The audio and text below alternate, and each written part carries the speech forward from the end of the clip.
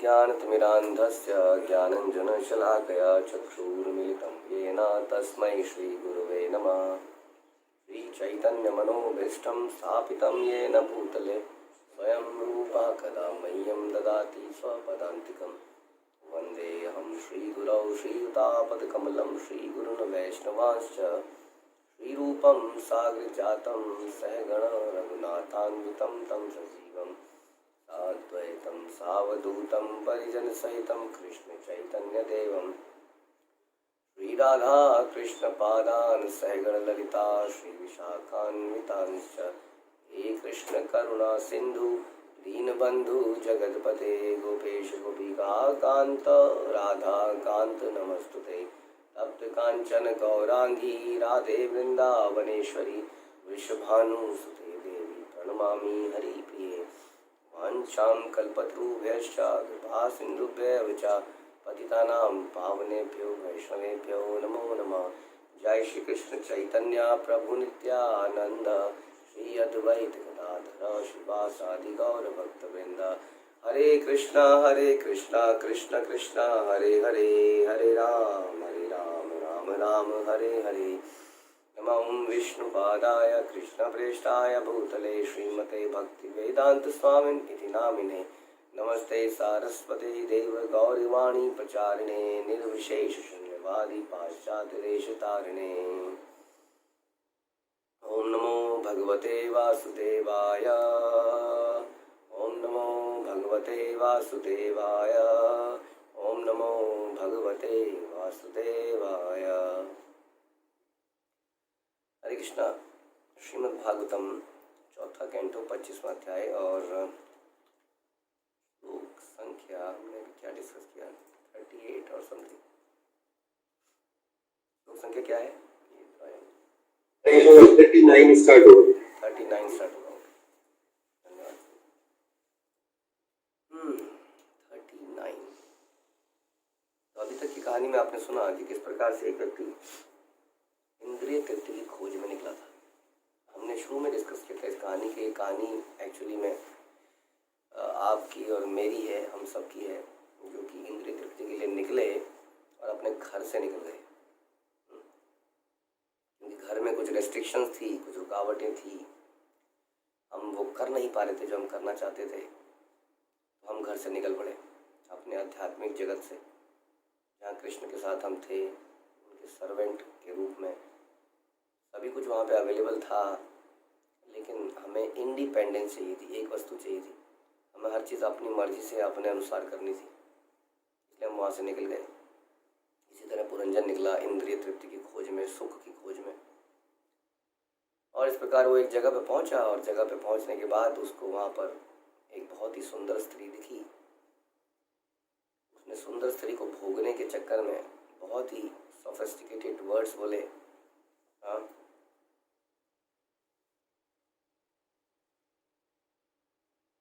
कई बार कई जगह पे अपराध होते हैं, डायरेक्ट तरीके से अपराध होते हैं, यानी कि कुछ छेड़ाखानी, कुछ बदतमीजी, और उस जगह पर कुछ एक्शन लिए जाते हैं उन अपराधों के कारण, पुलिस इत्यादि। लेकिन अधिकतर जगत में, संसार में, क्योंकि हम बहुत ज़्यादा सिविलाइज्ड हो गए हैं, वहाँ पर सेम कुकर्म बड़े सोफिस्टिकेटेड तरीके से किया जाता है। दोनों में ऐसा लगता है कि ये सिविलाइज्ड लोग हैं, और वास्तव में सिविलाइज्ड लोग बड़ी चतुरता से सेम काम करते हैं और समाज की दृष्टि में बहुत सभ्य दिखते हैं। वैसा ही कुछ पुरंजन और पुरंजनी के साथ हुआ। बड़ी तरीके से उसी स्त्री को भोगने की बात करी, लेकिन बड़ी तरीके से एक दूसरे की तारीफ करते करते करते इन्होंने उनकी तारीफ करी, पुरंजनी ने इनकी तारीफ करी। दोनों के अंदर भोगने की इच्छा थी और दोनों इस तरह से साथ साथ आ गए। और वो बोलती हैं कि मेरे जितने भी ये जो हैं, ये जो नगरी है, सभी प्रकार की हम आपका प्रयास करेंगे कि आपको सभी प्रकार से संतुष्ट कर सकें। यहाँ आप जब तक चाहें तब तक रह सकते हैं, यहाँ आपको सारी भोग की सामग्री दी जाएगी, है ना। होटल वाले भी ऐसे बोलते हैं ना, जब तक चाहे रहें। लेकिन वास्तव में वो ये नहीं बोलते हैं कि जब तक आपके पास पैसे हैं तभी तक रख सकते हैं। जैसा मैंने बोला, कोई भी बात को डायरेक्टली नहीं बोला जाएगा, कोई भी बात को बड़ा ही सोफेस्टिकेट तरीके, जब तक आप चाहें तब तक रह सकते हैं, लेकिन बस क्रेडिट कार्ड एक बार शुरू में स्वाइप कर दीजिए ताकि हम उसे प्री ऑथराइजेशन ले लें, और जब आप थोड़ा सा ज़्यादा लगे तो उसमें से पैसा निकालते रहें, और जब तक क्रेडिट कार्ड में पैसे रहें तब तक आप रहें। जैसे स्वर्ग में भी हम जाते हैं, इस प्रकार से उन्होंने बोला जब तक आप चाहें तब तक रह सकते हैं। और हम बड़े प्रसन्न जाते हैं। यार मेरे घर में तो मेरी बीवी ऐसी नहीं कहती थी, मेरी बीवी कहती थी निकलो यहाँ से, राशन लेके आओ, चलो बहुत हो गया, कुछ काम करो, धंधा करो, घर में पड़े हुए हो, है ना, लात पड़ती थी वहाँ पर। यहाँ पर तो बड़ा प्यार से बुलाया जा रहा है, रखा जा रहा है। वास्तव में जब जिम्मेदारियाँ नहीं होती हैं तब बड़ा सुख मिलता है। जैसे कि एक प्रेमी और प्रेमिका को शादी से पहले बड़ा आपस में घनिष्ठ रिश्ता होता है, शादी होते ही हमने देखा अधिकतर लव मैरिजेस डिवोर्स में कन्वर्ट हो जाती हैं, ऐसा डाटा दिखता है। क्या हो गया ऐसा? इतना प्यार था पहले, अचानक से क्या हो गया? क्योंकि जब जिम्मेदारी नहीं होती, केवल भोग करने की इच्छा होती है, तो एक दूसरा व्यक्ति बड़ा अच्छा लगता है। लेकिन जब बच्चे पालने की जिम्मेदारी, नौकरी की जिम्मेदारी, पैसे की जिम्मेदारी और आपसी कुछ कुछ काम काज, खाना बनाना, बीमारी में देखना, जब ये सारी चीज़ें आ जाती हैं तब फिर रोमांस ऐसा लगता है चला गया, हाँ, आपस का। क्योंकि वो उद्देश्य तो वही था, उसको भोगना, उसी भोगने के उद्देश्य से शादी करी गई थी। जब वो उद्देश्य पूरा नहीं हुआ तो फिर हमने कहीं और करने का प्रयास किया। तो वास्तव में जैसा हम पहले ही बताया था, विवाह एक यज्ञ की बात ही है, और कैसे उसको त्याग और बलिदान के रूप में एक्सेप्ट करना चाहिए, ना कि एक दूसरे को भोगने के उद्देश्य से। It's an opportunity. जैसे हमें कृष्ण मिलते हैं भोगने के लिए नहीं मिलते हैं, उनकी सेवा करने के लिए मिलते हैं। हमें गुरु मिलते हैं ताकि उनकी सेवा कर सकें, क्योंकि सेवा करना हमारा धर्म है। उसी तरह से हमें एक पति, हमें एक पत्नी मिलती है ताकि हम उनको सर्व कर सकें। वैष्णव अगर विवाह है तब तो क्या बात है, एक दूसरे को सर्व कर सकें, उनकी बीमारी में, उनकी साधना में, उनकी मानसिक चेतना अगर मतलब उनको लो फील हो रहा है, उसको ठीक करने में, this is the prime responsibility, ताकि दोनों एक साथ भक्ति कर सकें। दोनों एक साथ आते ही इसलिए हैं, ध्यान रखिए, कभी भी दोनों भोग करने के लिए नहीं आते हैं।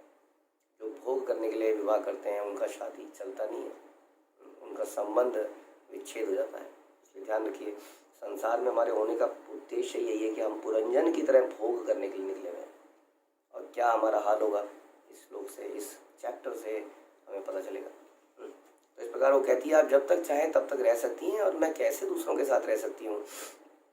दूसरों को तो ज्ञान ही नहीं है, कैसे एंजॉय किया जाता है, वास्तव में तुम्हें ही ज्ञान है। इस संसार में जो जितना ज़्यादा प्ले बॉय, जितना ज़्यादा स्त्रियों के साथ संबंध बना सकता है, वो व्यक्ति उतना ही दक्ष माना जाता है, परफेक्ट माना जाता है। तो वो कहती है कि तुम्हें तो ज्ञान है इस चीज़ का, बाकियों को ज्ञान नहीं है। जैसे तुम बोलते हो वैसे दूसरे कहाँ बोलते हैं, जैसे लच्छेदार लैंग्वेज, ये तो पशु तुल्य है, ये बाकी लोग तो पशु तुल्य हैं। हमने ये डिस्कस किया था कि कैसे जो अपना ही नहीं, अपने स्वामी का ही नहीं हो पाया भोगने की इच्छा से, उसको दूसरे व्यक्ति अच्छे लगने लगते हैं, ऐसा यहाँ पे दिखाया। तो जीवन का भोग करना चाहते हैं, ऐसे मूर्ख व्यक्ति पशु तुल्य हैं, तो मैं अन्यों के साथ कैसे रह सकती हूँ? और हमने डिस्कस किया वास्तव में वो अन्य भी तभी तक हैं जब तक वो उसको भोग करा पा रहे हैं। जिस दिन कोई और मिल जाएगा उस दिन कोई और चला जाएगा। उसी तरह से हर चीज़ में ऐसे लेना चाहिए। लॉयल्टी, सरेंडर, ये बड़े उच्च गुण हैं। एक लॉयल व्यक्ति, एक सरेंडर्ड व्यक्ति रोज़ इधर उधर देखता नहीं है, आज मैंने इसको गुरु बना लिया, आज मैंने इसको गुरु बना लिया, आज मैंने इसको गुरु बना लिया, आज मैंने इसको पति बना लिया, आज मैंने इसको बॉयफ्रेंड बना लिया। हमारे चेंज होते रहते हैं। हाँ, चेंज वही करता है जो व्यक्ति सर्व नहीं करना चाहता ना, वो व्यक्ति चेंज करता है। नई नई जगह पे जैसे कि नौकरियां बदलते हैं ना, हम किसी नई जगह पे नौकरी जाते हैं तो पहले 1-2 महीने तो कोई जिम्मेदारी नहीं होती है, हाँ, बड़ा आराम से रहते हैं, और धीरे धीरे धीरे जिम्मेदारी बढ़ने लगती है। और जैसी जिम्मेदारी बढ़ने लगती है हम सोचते हैं बस छोड़ो यार, बहुत हो गया यहाँ पर, फिर हम जगह बदल देते हैं। इस प्रकार से यदि हमारा सर्व करने की इच्छा नहीं होती है तो हम गुरु, बॉयफ्रेंड, पति, हर चीज़ बदलते रहते हैं। हाँ, ध्यान रखिए, we are here to serve, not to enjoy. तो इस प्रकार से आगे सुंदरी ने कहा कि संसार में गृहस्थ जीवन में ही धर्म, अर्थ, काम तथा पुत्र पौत्र आदि संततियाँ उत्पन्न करने का सारा सुख है। गृहस्थ आश्रम कितना सुखपूर्ण है। जिनकी शादियाँ हो गई हैं कई साल तक, वो तो जानते हैं कि वास्तव में क्या है। हाँ, लेकिन ऐसा आजकल पैकेजिंग का ज़माना है, प्रोडक्ट पैकेज करके इतना सुंदर लगता है, बाद में पता चलता है क्या है। तो जो गृहस्थ आश्रम को सुख संपत्ति की जगह देखता है वो वास्तव में बहुत बड़ा भ्रम कर रहा है, क्योंकि वास्तव में भगवान कहते हैं कि ये संसार दुखालय है। इस संसार में किसी भी हर पद पर यहाँ पर विपदा है। कोई भी व्यक्ति यहाँ पर परम सुखी नहीं रह सकता है। वो यदि सोचता है कि ब्रह्मचारी आश्रम कितना बढ़िया है, ना तो नौकरी है, ना चाकरी है, ना लड़की है, ना बच्चे हैं, ना घर है, कुछ नहीं करना है, संकीर्तन करेंगे, जहाँ जाएंगे वहाँ प्रसाद पाएंगे, वो भी भ्रम में है। तो सोचते हैं संन्यास आश्रम कितना बढ़िया है, जहाँ जाओ वहाँ शिष्यों ने बढ़िया बढ़िया कमरे बनाए होते हैं, संसार की किसी भी जगह चले जाओ, फ्लाइट्स में घूमो, आज ये कंट्री कल वो कंट्री, कितना बढ़िया है। तो हमको जब भी ये व्यक्ति को ऐसा लगता है तो समझ लीजिए वो बहुत बड़े भ्रम में है, क्योंकि हर आश्रम तो सेवा के लिए है, आश्रम तो है ही सेवा के लिए। हाँ, वो सुख के लिए है ही नहीं। लेकिन ये सुंदरी कहती है कि गृहस्थ जीवन में क्या है, सब कुछ है जी, धर्म अर्थ काम पुत्र पौत्र संततियां उत्पन्न करने का सारा सुख है।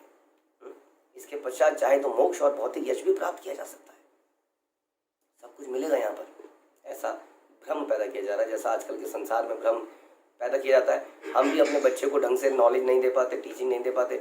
हम भी बच्चे को बचपन से ही सिखाते हैं, है ना, कि बेटा देख ऐसे ऐसे पढ़ ले, ऐसे ऐसी तेरी नौकरी लग जाएगी, उसके बाद तेरी शादी हो जाएगी, तेरे बच्चे होंगे, उनके नाम क्या रखोगे। कई बार देखते हैं हम लोग, बच्चा 13-14 साल का होता नहीं है, घर वाले उसके मजाक मजाक में उसकी गर्लफ्रेंड और शादियों की बात करने लगते हैं। जैसे जीवन का उद्देश्य यही है, और उसको एक बहुत ही रोजी पिक्चर दिखाई जाती है, ये लाइफ इज सो ब्यूटीफुल।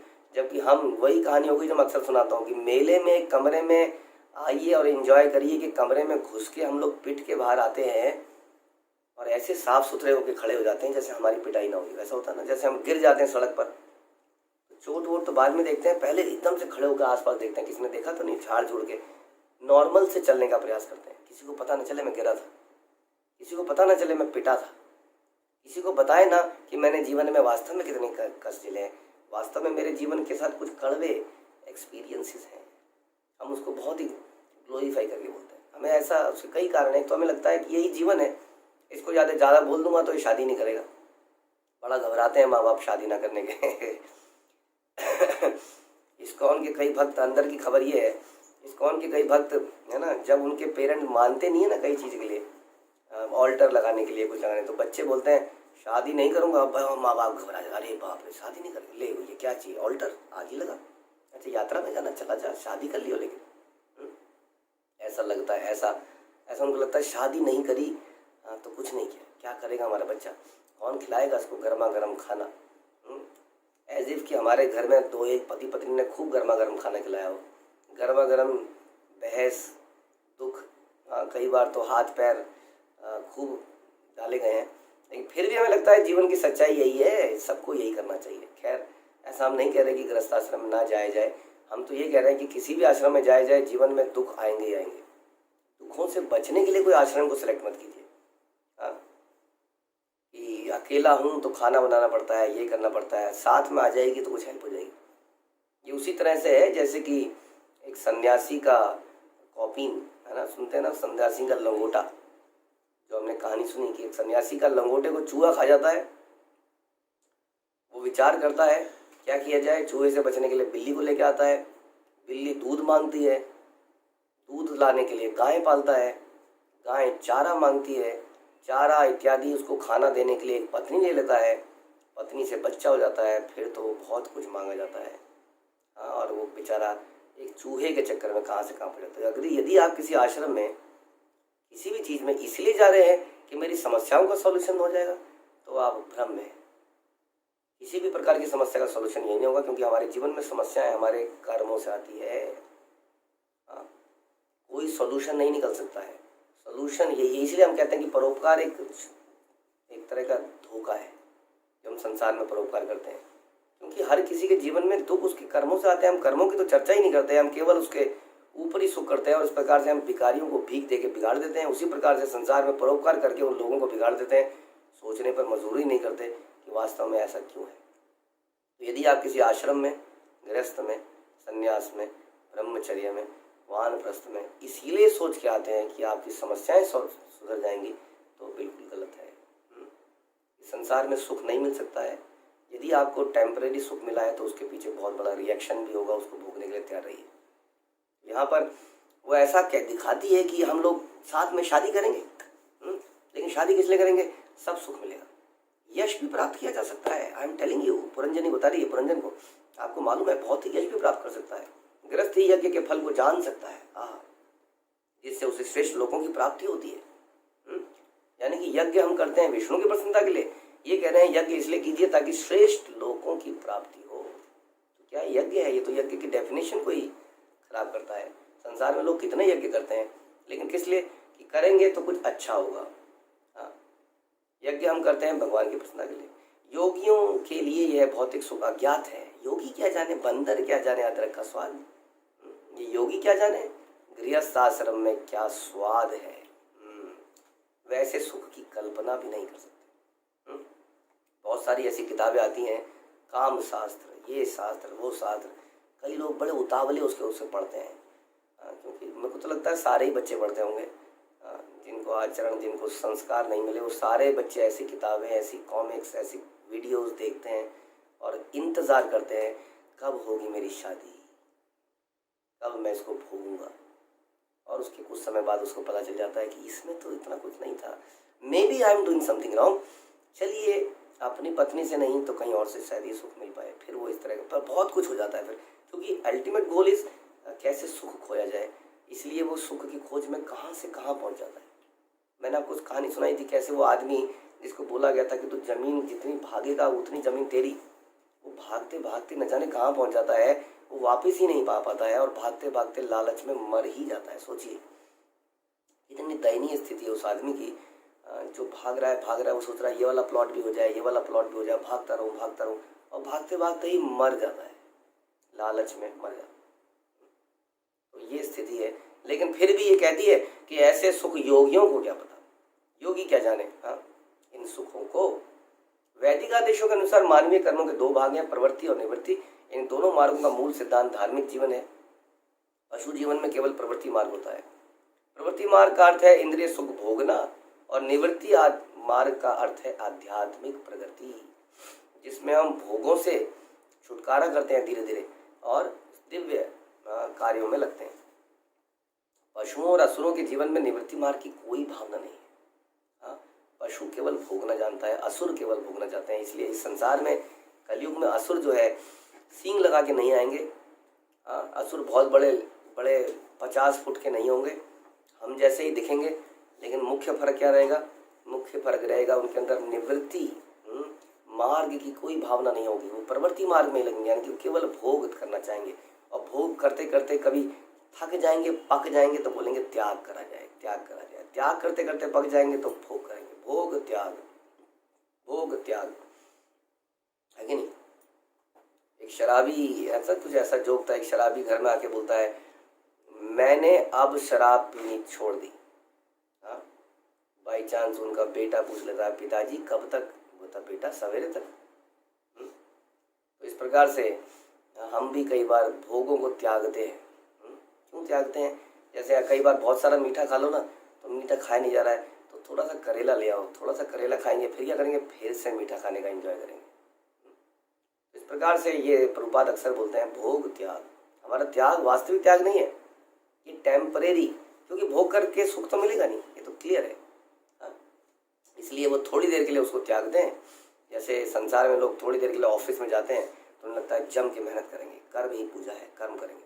उसके बाद कर्म करते करते थक जाएंगे तो फिर एंजॉयमेंट के लिए किसी नाइट क्लब में जाएंगे, किसी स्त्री के साथ संबंध बनाएंगे या कहीं पर रेस्टोरेंट में जाएंगे या कुछ करेंगे, अगले दिन फिर से लग जाएंगे।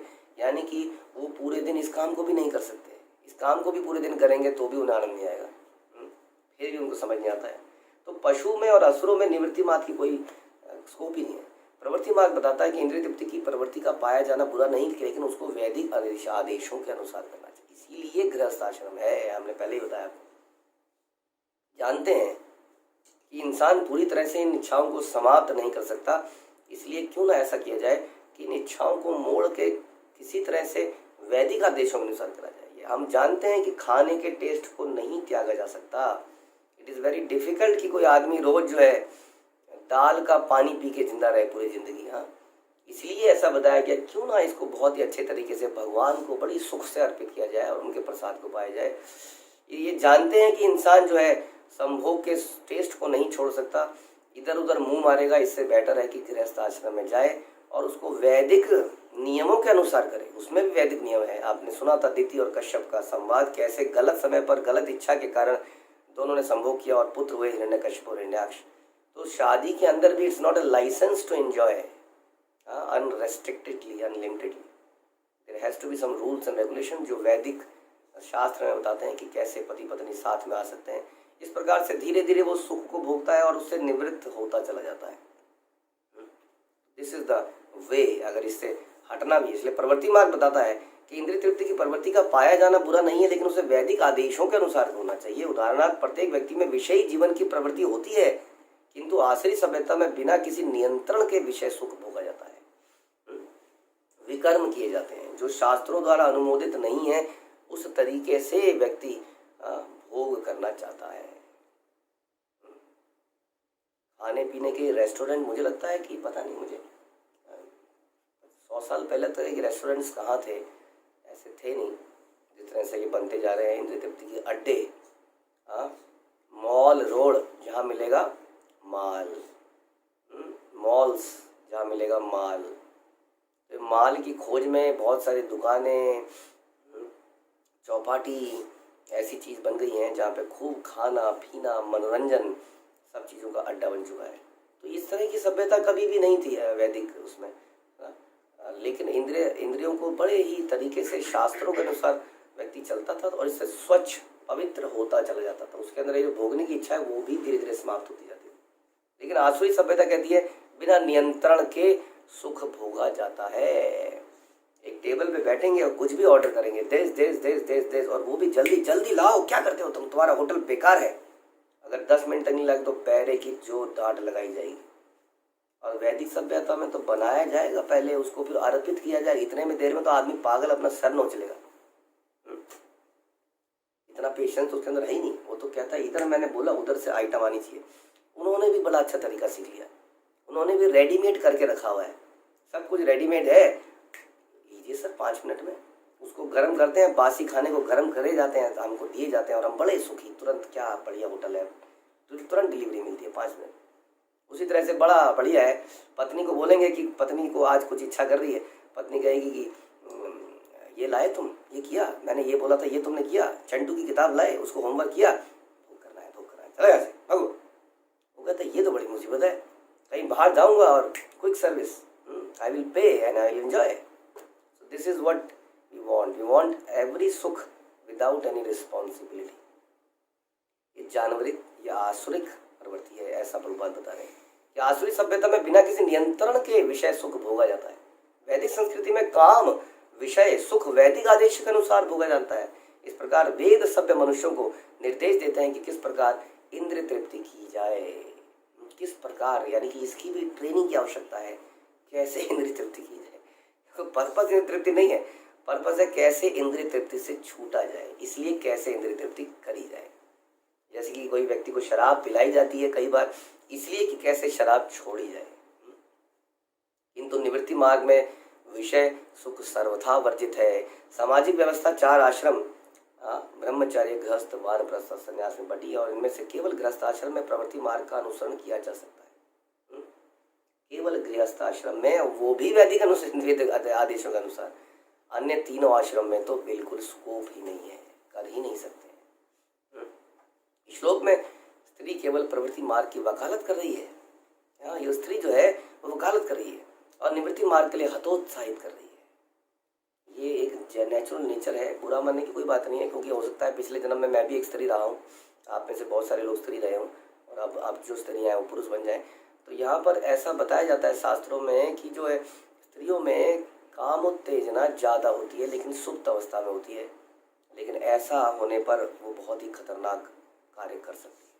सारे शास्त्र बताया, आपने सुना कई बार तुलसी महारानी का भी जो हम डिस्कशन सुनते हैं उसमें भी हम ये देखते हैं कैसे वो बताती है किस प्रकार से स्त्रियों का करैक्टर है, और बहुत जगह हम ये सुनते हैं। तो इससे थोड़ा सा सचेत रहना चाहिए हमें, और स्त्रियों को अपने आप को संयमित करना चाहिए, क्योंकि उनके अंदर ये नेचुरल टेंडेंसी है। कैसे, इसलिए हम बोलते हैं अक्सर कपड़ा पहनना, बोलना, बातचीत बड़ी इंपॉर्टेंट है। आपने बहुत अच्छे कपड़े पहन लिए लेकिन फिर भी क्योंकि शब्द जो आवाज़ बड़ी सुरीली सी आवाज़ होती है और कुछ कुछ ऐसे चक्कर में आदमी फंस जाता है। तो यहाँ पर वो बोल रहे हैं कि निवृत्ति मार्ग के लिए हतोत्साहित कर रही है उस व्यक्ति को, पुरंजन को, कि यही तो मार्ग है, ये गृहस्थ आश्रम एंजॉय करने के लिए है, ये योगियों क्यों क्या पता। वो एक था ना, संसार से भागे फिरते हो भगवान को तुम क्या पाओगे। अरे कौन भाग रहा है संसार से, ऐसा कुछ था। एक वैश्या इस तरह का कुछ गाना गाती है बहुत पुरानी पिक्चर में एक योगी को, कि तुम तो संसार से भागे फिरे हो, तुम्हें कहाँ भगवान मिलेंगे। वो जानते ही नहीं है संसार से भागना, संसार से तो भागना ही है अल्टीमेटली। लेकिन योगी जो है और भगवान के भक्त जो हैं वो संसार को ऐसे नहीं त्यागते हैं, वो संसार के सुख को त्यागने का प्रयास करते हैं। तो इसलिए वो हतोत्साहित कर रही है। वह स्पष्ट कहती है कि यातियों को तो केवल केवल्य के से प्रयोजन रहता है, अतः वे प्रवृत्ति मार्ग के विषय में सोच भी नहीं पाते। दूसरे शब्दों में जो व्यक्ति वैदिक सिद्धांतों पर चलता है न केवल भौतिक जीवन का सुख भोगता है वरन वह अगले जीवन को स्वर्ग को जाता है। ऐसा व्यक्ति इस जीवन में सभी प्रकार का ऐश्वर्य पुत्र पौत्र प्राप्त करता है, ऐसा उन्होंने बोला, क्योंकि वह सदैव धार्मिक कृत्यों में लगा रहता है। धार्मिक सो कॉल्ड धार्मिक, जिसका पर्पस है कैसे मेरा जीवन ही अच्छा हो सके, इसलिए थोड़ा सा दान परोपकार किया जाए। भौतिक कष्ट है, रूपात कह रहे हैं, जन्म बुढ़ापा रोग मृत्यु, किंतु प्रवृत्ति मार्ग में रुचि रखने वाले लोग जन्म बुढ़ापा रोग और मृत्यु के समय नाना प्रकार के धार्मिक कृत्य करते रहते हैं। वे जन्म जरा आदि की तनिक भी परवाह नहीं करते और वैदिक अनुष्ठानों के अनुसार विशिष्ट उत्सव करते रहते हैं। किंतु वस्तुतः प्रवृत्ति मार्ग विषयी जीवन पर आधारित है, भोगने पर आधारित। श्रीमद् भागवत में 7.9.45 का वचन है, यन मैथुनादि गृह मेधि सुखम ही तुच्छम। जो गृहस्थ प्रवृत्ति मार्ग में अत्यधिक अनुरक्त रहता है वह गृहस्थ नहीं वरन गृह मेधी कहलाता है। यन मैथुनादि गृह मेधी सुखम ही तुच्छम। जो गृहस्थ मैथुन जीवन का सुख प्राप्त करने में लगा रहता है वो बहुत ही तुच्छ है, उसका सुख बहुत ही तुच्छ है, ऐसा शास्त्र बता रहे हैं। जो गृहस्थ प्रवृत्ति मार्ग में अत्यधिक अनुरक्त रहता है वह गृहस्थ नहीं गृह मेधी है। यदि भी गृहस्थ इंद्रिय तृप्ति की इच्छा करता है किंतु वह वैदिक आदेशों के अनुसार चलता है, परंतु गृह मेधी केवल इंद्रिय तृप्ति में रुचि रखता है, उसे वैदिक आदेशों से कोई प्रयोजन नहीं है। इसको गृह मेधी कहा जाएगा। मुझे तो लगता है 99% ऑफ द गृहस्था से गृह मेधी, क्योंकि टोटल दिन में यही सोचते रहते हैं यहाँ पर कैसे इस घर को कैसे बढ़िया बनाया जाए, कैसे इसको ब्यूटीफुल बनाया जाए, कैसे नई कार खरीदी जाए, कैसे नया बेड लाया जाए, गुदगुदा बेड लाया जाए, कैसे एसी लगाया जाए, कैसे ये। उसका पूरा जीवन घर में सामान बटोरने में लगा रहता है और उस सामान बटोरने के लिए खूब मेहनत करने में लगा रहता है। उद्देश्य क्या है, एक ऐसा घर हो जिसकी चार दीवारी के अंदर इंद्रिय तृप्ति का अड्डा हो, अड्डा। क्योंकि चार दीवारी में कोई देखता नहीं है, अंदर वो जो मर्जी करे, सवेरे अपना सूट बूट पहन के एक सभ्य व्यक्ति की तरह बाहर निकल के समाज में चला जाए, लेकिन वास्तव में उसने घर के अंदर क्या बना रखा है, घर के अंदर उसने सारी बार भी बना रखा है, एक तरह से कैबरे भी बना रखा है, एक तरह से सब कुछ बना रखा है, अड्डा, रेस्टोरेंट भी घर ही है ना। आजकल देखते हैं ना आप, इस तरह की किचन्स बनाई जाती हैं जहाँ पर खूब बढ़िया से बनाया जाए, वहीं पे बैठ के खा लिया जाए, झूठा फूटा कुछ नहीं है। तो एक तरह से सब कुछ जो बाजार में मिलता था उन सब चीज़ों को व्यक्ति घर में लाने का प्रयास करता है कि नहीं। तो इस तरह का जो जीवन है ये गृह मेधी का जीवन है। गृह मेधी विषयी जीवन का समर्थक होता है, वह अपने लड़के बच्चों को भी विषय में प्रवृत्त होने देता है और अंत में सभी प्रकार के यश से वंचित रहता है। क्या होता है, विषयी जीवन का समर्थक होता है और इसी तरह का जीवन अपने बच्चों को भी बचपन से ही सिखाता है। This is the life. गृहस्थ इस जीवन में विषयी जीवन तो बिताता है, अगले जीवन में भी वैसा ही करता है, किंतु गृह मेधी को यह पता नहीं रहता कि अगला जीवन क्या है। मैं बता रहे हैं कि गृहस्थ जीवन कुछ रेस्ट्रेंट्स में यानी कि कुछ नियमों से बंध के अपना जीवन बिताता है और इस प्रकार इस जीवन में भी सुखी रहता है, अगले जीवन में भी सुखी रहता है। लेकिन जो गृह मेधी है उसको तो पता ही नहीं अगला जीवन कितना बुरा होने वाला है, क्योंकि उसने पूरा जीवन विषय सुख में लगा दिया और कई सारे कर्म इकट्ठे कर लिए। कुल मिलाकर यह कहा जा सकता है कि जो काम के प्रति अत्यधिक उन्मुख रहता है वह दिव्य आध्यात्मिक जीवन की परवाह नहीं करता। इस कलयुग में तो विशेषतः लोग आध्यात्मिक जीवन की परवाह नहीं करते। यदि कभी कभी इस ओर उन्मुख होता है तो यह देखा जाता है कि अनेक धूर्तों के बहकाव में आकर वह घटिया आध्यात्मिक जीवन बिताता है। सो कॉल्ड आध्यात्मिक जीवन, ऐसा लगता है कि वो आध्यात्मिक जीवन में है, लेकिन वो किसी के बहकावे में आ जाता है। जैसे इस पुरंजनी के बहकाव में पुरंजन आ गया, इसने बोला वी कैन ऑल्सो एंजॉय, कम कम, ये तो पागल हैं सब लोगों ने जिंदगी बर्बाद कर ली है, बड़ी तो प्रॉब्लम, ये भी करेंगे और ये भी करेंगे, हाँ, एंजॉय भी करेंगे और भक्ति भी करेंगे। यहाँ पर ये बताया जा रहा है कि कभी कभी वह धूर्तों के बहकाव में आ जाता है और घटिया आध्यात्मिक जीवन बिताता है। यानी कि आध्यात्मिक जीवन भी घटिया हो सकता है। ऐसा हमें लग रहा है कि हम आध्यात्मिक जीवन बिता रहे हैं, वास्तव में हम आसुरिक जीवन बिता रहे हैं।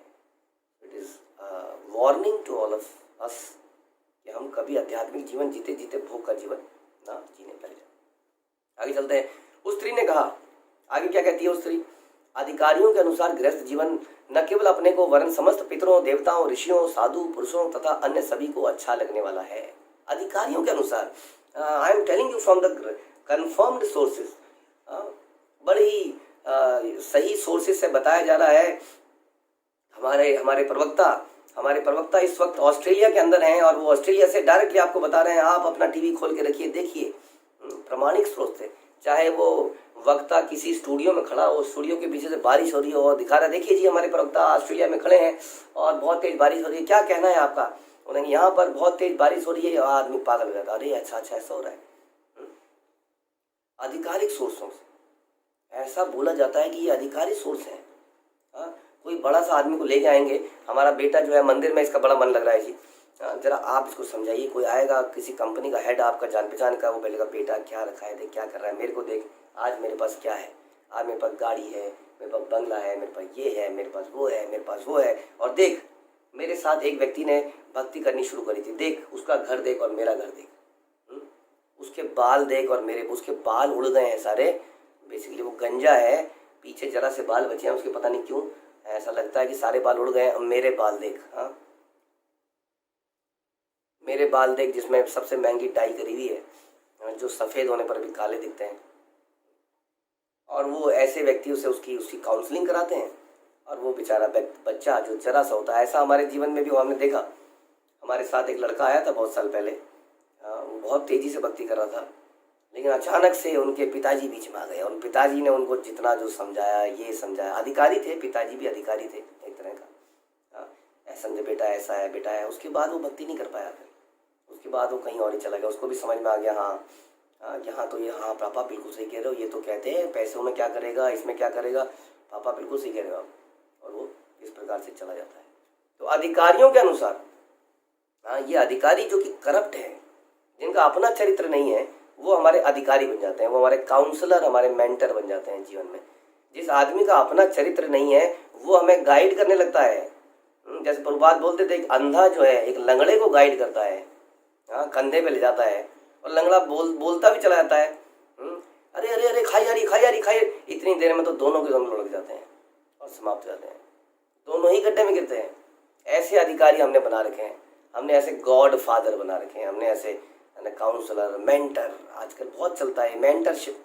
मेंटरिंग करेंगे आपकी, किस चीज़ में मेंटरिंग करेंगे? उसी में तो करेंगे जो उन्होंने खुद अपने जीवन में किया है। तो हम अपने जीवन का डोर किसी ऐसे व्यक्ति को दे देते हैं जो खुद ही कैरेक्टरलेस है, गुरु के पास नहीं देते हैं, क्योंकि हमें भी भोग करना होता है। इसलिए अधिकारियों के अनुसार गृहस्थ जीवन न केवल अपने को वरन समस्त पितरों, ये कहती है अधिकारियों के अनुसार गृहस्थ जीवन किस लिए है? पितरों, देवताओं, ऋषियों, साधु पुरुष, सबने ये बोला है कि ये अच्छा है, अच्छा है। कहते हैं ना, अच्छा समय क्या था वो, अच्छा वक्त आएगा, समथिंग लाइक दैट, अच्छा समय आने वाला है, अच्छा समय आ गया है। तो हम बड़े खुश हैं, सोच के खुश रहते हैं। इस पर गृहस्थ जीवन अत्यंत उपयोगी है, ऐसा वो लेडी उसको कहती है। और वो तो जो लेडी है, जी जो आ गया वन, ए पुरुष is suppose to lead the family और लीड अ लेडी। लेकिन आजकल जो है पुरुष जो है ज्ञान विहीन हो गए, इसलिए लेडी जो मांगती है उसको पूरा करता है। नहीं तो क्या होगा, गधी की दुलत्ती तो खानी पड़ती है, यदि गधी से रिश्ता बनाना है तो उसकी दुलत्ती तो खानी पड़ेगी। तो इस प्रकार वो दुलत्तियाँ खा के अपना जीवन बिताता है। वैदिक पद्धति के अनुसार जो भी संसार से उसमें उत्पन्न हुआ है उसके ऊपर अनेक ऋण होते हैं, देवताओं का, सूर्य, चंद्र, वरुण आदि का, क्योंकि ये जीवन की आवश्यकताओं को पूरा करते हैं। हमें देवताओं की कृपा से ही क्या मिलता है? धूप, प्रकाश, जल और अन्य आवश्यक वस्तुएं मिलती हैं। हम अपने पूर्वजों के भी ऋणी हैं, क्योंकि उन्होंने हमें शरीर दिया, समाज मित्रता ये प्रदान किया। इसी प्रकार हम राजनीति तथा समाज विज्ञान के लिए सामान्य जनता के भी ऋणी हैं। हम घोड़े, गधे, गाय, कुत्ते, बिल्ली, इन पुरुषों के भी ऋणी हैं। इस प्रकार जन्म लेते ही मनुष्य के ऊपर अनेक सारे ऋण चढ़ जाते हैं। हाँ, यदि वह उन्हें ऋणों को नहीं उतारता है, उत्तरण नहीं होता है, तो जन्म मरण के चक्कर में पुनः फंसना पड़ता है। गृहमेधी भौतिक सुखों में लगा रहने के कारण जान ही नहीं पाता, यदि वह मुकुंद के चरणों में जाएगा तो सारे ऋण उतर जाएंगे, और वह ऋणों को उतारने में लग जाता है। माइक मेरे पापा, आप जानते हैं जब मैं छोटा सा था, ऐसा वो बोलते हैं, तो मेरे पापा ने पेट काट काट के मुझे पाल के बड़ा किया। आज अगर वो कह रहे हैं कि बेटा विदेश में जाके नौकरी कर, पैसा कमा, तो क्या गलत कह रहे हैं वो? क्या उनको हक नहीं बनता इतना? उन्होंने मुझे पाल पोस के बड़ा किया, क्या मैं उनका ऋण नहीं उतारूं? तो ऋण उतारने के चक्कर में बेटा जाता है विदेश में, कुछ पैसा कमाता है, और थोड़े दिन में उसी बाप को भूल जाता है, क्योंकि विदेश में उसको एक पुरंजनी मिल जाती है। उसका पुरंजनी के सुनहरे बालों को देख के अट्रैक्शन हो जाती है, वो पुरंजनी से विवाह कर लेता है। पुरंजनी थोड़ी देर में कहती है, your dad is not very, his dad is very bad, old man always asking for something, पैसे भेज दा बेटा, बेशक बेटा पैसे भेज दे, अब गाड़ी लेनी है, अब घर लेना है, लालची है आपका पिता, या तो अपने पिता को सिलेक्ट करो या मुझे सिलेक्ट करो, दोनों में से आज तुम्हें एक चॉइस करनी पड़ेगी।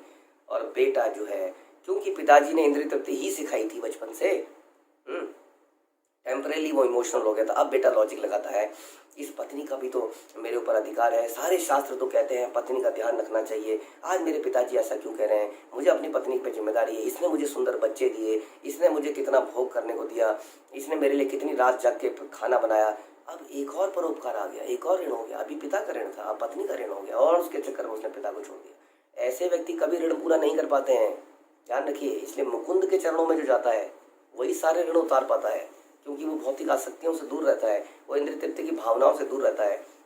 और कितने ऋण हैं, अभी आपने सुना प्रभुपाद से, जानवर, मौसम, देवी देवता, न जाने क्या क्या चीज, हम सबके ऋणी हैं। उनका यदि ऋण उतारना है तो हमें मुकुंद के चरणों में जाना पड़ेगा, अपने जीवन को उनको न्यौछावर कर, तभी सारे ऋण उतरेंगे, नहीं तो कोई ऋण नहीं उतरेगा। एक ऋण उतरेगा, जैसे होता है ना, इधर की टोपी उधर घुमाई, हाँ जी कर्जा मांग रहे हैं जी, बयाना वो मांग रहे हैं जी पैसा, आपसे ऋण लिया आपको दिया, आपसे ऋण लिया आपको दिया, आपसे ऋण लिया आपको दिया, और थोड़े दिनों में उस चक्कर में फंस के मर गया। इसलिए मुकुंद के चरणों में जाने को बोला जा रहा है, कृष्ण के चरणों में जाने को बोल रहा है। हाँ, शिला हमारे प्रहलाद महाराज बोलते हैं भागवत में 7.5.30 में, क्या बोलते हैं कि गृह व्रत गृह मेदी है, जो विषयी जीवन बिताता है उसे कृष्ण भक्ति अटपटी लगती है। वह या तो अपने आप से या अन्यों से शिक्षा ग्रहण करके या फिर उनसे बातें करके विषय वासनाओं में इतना व्यस्त रहता है कि कृष्ण भक्ति कर ही नहीं पाता है। आप जानते हैं, हम रोज ही ऐसे व्यक्तियों से मिलते हैं, क्यों नहीं कर रहे आप भक्ति? बहुत बिजी हैं, टाइम कहाँ है हमारे जीवन में, समय कहाँ है? सवेरे से लग के रात तक काम काम और काम, और फिर से काम, रात्रि में भी काम। इस प्रकार से विषयी जीवन में वो इतना व्यस्त हो जाता है कि कृष्ण भक्ति नहीं कर पाता। वो सोचता है मैं अपने पितरों की, मैं अपने बच्चों की सेवा कर रहा हूँ, मैं अपने माता पिता की सेवा कर रहा हूँ, वास्तव में वो अपनी सेवा कर रहा है, वो भ्रम में है। कितने सारे कर्ज हैं उसके ऊपर, वो किसी को नहीं उतार पाएगा, और इस प्रकार से एक पापमय जीवन बिताएगा। हे वीर पुरुष, स्त्री बोलती है हे वीर पुरुष, है ना। कई बार स्त्रियां जो हैं आपके बारे में अच्छा बोलती हैं, बहुत अच्छा बोलती हैं, आपको लगता है आज तक तो किसी ने बोला नहीं था, दिन रात ये प्रभु जी डांटते रहते थे, दिन रात यहाँ पे ये होता था, यहाँ पे होता, आज ये बोली, मेरी पत्नी ने भी मेरा जान खा रखी थी। हे वीर पुरुष, तुम कितना अच्छा बोलते हो, तुम कितना अच्छा गाते हो, तुम्हारी बॉडी कितनी बढ़िया है, तुम वीर हो, तुम कितना बढ़िया से सिचुएशन को हैंडल करते हो। वीर पुरुष, इस संसार में ऐसी कौन होगी जो तुम जैसे पति को स्वीकार नहीं करेगी, और जो तुम्हें स्वीकार नहीं कर रही है वो तो निकृष्ट है। कौन ऐसी स्त्री होगी जो तुम्हें पति स्वीकार नहीं करेगी? वो सोचता है यस, वही तो है जो मुझे पहचानता है संसार में, तुमने मुझे पहचाना, हे सुंदर स्त्री, तुमने मुझे पहचाना। वो कहती कौन होगी जो तुम्हें पति स्वीकार नहीं करेगी, और जो तुम्हें स्वीकार नहीं कर रही है वो वेस्ट है, वो कूड़ा है, और वो व्यक्ति सच मान लेता है इस बात। हाँ, तुम इतने प्रसिद्ध हो, इतने उदार हो, इतने सुंदर हो, इतने सुलभ हो। इन सब चीज़ों से बचना है। हमें ध्यान रखिए, हम इसलिए सुन रहे हैं क्योंकि माया हमारे जीवन में कभी भी किसी भी रूप में आएगी। कैसे हम इससे बचें? केवल भगवान की प्रार्थना से बच सकते हैं। यदि हमने सावधानी नहीं रखी तो बहुत बड़ी घटना घट सकती है। ध्यान रखिए, ऐसे कानों में ऐसे शब्द जब जब पढ़े, खास तौर पर जब जब अपोजिट सेक्स से पढ़े, तो हमें बड़ा सतर्क हो जाना चाहिए। ओ पुरंजनी साक्षात पुरंजनी सामने आ रही है, या पुरंजन सामने आ गया है, बड़ा चिकनी चुपड़ी बातें कर रहा है पुरंजन, तुरंत आई। मैं तो आपसे रिक्वेस्ट करता हूँ, कभी कांग्रीगेशन में ऐसा हो तो आप लोग मुझे रिपोर्ट कीजिए, कौन है जो आपकी सुंदरता की तारीफ कर रहा है आपसे, जरा हम भी तो जाने। ये ब्यूटी का क्या कहते हैं उसको, सुनार जो है, जो इसका असली उसका पहचान करने वाला है, ये कहाँ से मिला आपको? या किसी स्त्री को कोई पुरुष मिला, या किसी पुरुष को कोई स्त्री मिली जिसने उसके गुणों को पहचाना? हम भी जानना चाहते हैं इतनी पहचान रखने वाला व्यक्ति कौन है, जरा उसके बारे में हमें भी पता चले। ध्यान रखिए, यही माया है, यही पुरंजन है। प्रत्येक पति अपनी पत्नी के लिए वीर होता है। दूसरे शब्दों में, यदि स्त्री किसी को पुरुष को प्यार करती है तो उसे अत्यंत सुंदर उदार लगता है। जब तक कोई दूसरे को सुंदर ना दिखे, जब तक कोई दूसरे को सुंदर ना दिखे, भला उसको कौन अपना सारा जीवन अर्पित करेगा? जीवन अर्पित करवाना है सामने वाले का तो थोड़ी तारीफ तो करनी पड़ेगी। पति अत्यंत उदार माना जाता है क्योंकि पत्नी को उसकी इच्छा अनुसार संतान प्रदान करता जाता है। प्रत्येक स्त्री को बच्चे बड़े प्रिय है। अच्छा, कोई भी पति जो काम की तुष्टि कर सके और इच्छा अनुसार बच्चे पैदा कर सके, अत्यंत अच्छा लगता है पत्नी को। हाँ, ये मेरी काम की संतुष्टि करता है। हाँ, ये काम जो मैं अदरवाइज सेटिस्फाई नहीं कर पा रहा था, नहीं कर पा रही थी, यहाँ से इसको तुष्टि मिल रही है। न केवल संतानें उत्पन्न करके पति उदार बनता है, वरन अपनी पत्नी को आभूषण, अच्छा खाना, वस्त्र देकर वश में कर लेता है। और यदि नहीं दे पाता है तो वही व्यक्ति अच्छा लगता है तो थोड़ा पैसा दे सके। पैसे की बड़ी कमी है, 4 सूट में घूम रहे हैं, 4 सूट की और आवश्यकता थी, 4 सूट चाहिए तुम्हें, ये लो, बट क्या ये उचित है? हाँ, घर से तो नहीं मिल रहे हैं, नहीं, डज नॉट मैटर, आप इसको लीजिए, ये आपके लिए, आप योग्य है, ये आपके लिए। तो जो इस प्रकार से वस्त्र दे देता है, जो इस प्रकार से इच्छाएं पूरी करता है, उसी को आदमी अच्छा मानने लगता है। इस प्रकार से संतुष्ट पत्नी कभी भी अपने पति का साथ नहीं छोड़ती, कम से कम ऐसा तो करे। मनु संहिता की संस्तुति है कि पत्नी को संतुष्ट रखने के लिए पति को चाहिए कि उसे अच्छे अच्छे गहने दे, क्योंकि स्त्रियां सामान्यतः घर, गहनों और बच्चों से खुशी हो जाती हैं। इस प्रकार स्त्री ही सारे भौतिक सुखों का केंद्र बिंदु है। इसका पर्पज ये बताया जा रहा है ताकि ज़्यादा व्याकुल ना हो, थोड़ा थोड़ा देते रहो, थोड़ा थोड़ा भगवत ज्ञान देते रहो, थोड़ा थोड़ा भक्ति देते रहो। इस प्रकार से अपनी पत्नी को भी ऊपर उठाइए। नहीं तो आज आप दे पा रहे हैं आभूषण, आभूषणों की भूख खत्म नहीं होगी, वो आभूषण और मांगे जाएंगे, वो सुख और मांगे जाएंगे, कब तक पूरा करेंगे? इस प्रसंग में विख्यात शब्द महत्वपूर्ण है। मनुष्य सदैव सुंदर स्त्री के साथ छेड़छाड़ करता है, जिसे कभी कभी बलात्कार कहते हैं। यद्यपि बलात्कार वैध नहीं है, किंतु यह तथ्य है कि स्त्रियां ऐसे पुरुष को चाहती हैं, मनुष्य को चाहती हैं जो बलात्कार में पटु होता है। ये बड़े कड़वे शब्द लगते हैं सुनने में, लेकिन यही जीवन की सच्चाई है। इसलिए इन सच्चाई से अवगत कीजिए। शास्त्र कभी गलत नहीं बोलते हैं। अपना जीवन संयमित कीजिए। विषय सुख के चक्कर में हम जन्म जन्मांतर तक यहाँ पे पैदा हो रहे हैं। कम से कम this should be our last life. कैसे लाइफ को प्योरिटी से जिया जाए, समर्पण त्याग से जिया जाए, और इसमें बड़ा सुख है, अत्यंत सुख है। ये जो मैथुनादि सुखम ही तुच्छम अभी बोला था, सुखम ही तुच्छम, ये तो तुच्छ सुख है वास्तव में। रियल सुख तो कुछ और है। उसको जब टेस्ट करेंगे तभी तो पता चलेगा। जब उस आदतों को छोड़ेंगे तभी तो उस रियल टेस्ट में डूबेंगे। दोनों चीजें एक साथ नहीं चलेंगी। भोगेश्वरम प्रसक्ता नाम तया उपचेतम व्यवसाय आत्मिका बुद्धि समाधो न विद्यते। जो व्यक्ति को भोगों में बहुत आसक्ति है, वो व्यक्ति कभी भी इस परम सुख को, दिव्य सुख को प्राप्त ही नहीं कर सकता है। इसलिए हमें इसके लिए प्रयास करना ही चाहिए। कहानी अगेन हम लोगों के लिए है, ग्रस्ता के लिए। मैं भी ग्रस्त हूँ, आप भी ग्रस्त हैं। कैसे हम इसको समझें, इसको अपने जीवन में डालें, अपने जीवन को बर्बाद होने से बचाएं। श्रील प्रभुपाद की जय। ग्रंथराज श्रीमद् भागवतम की जय।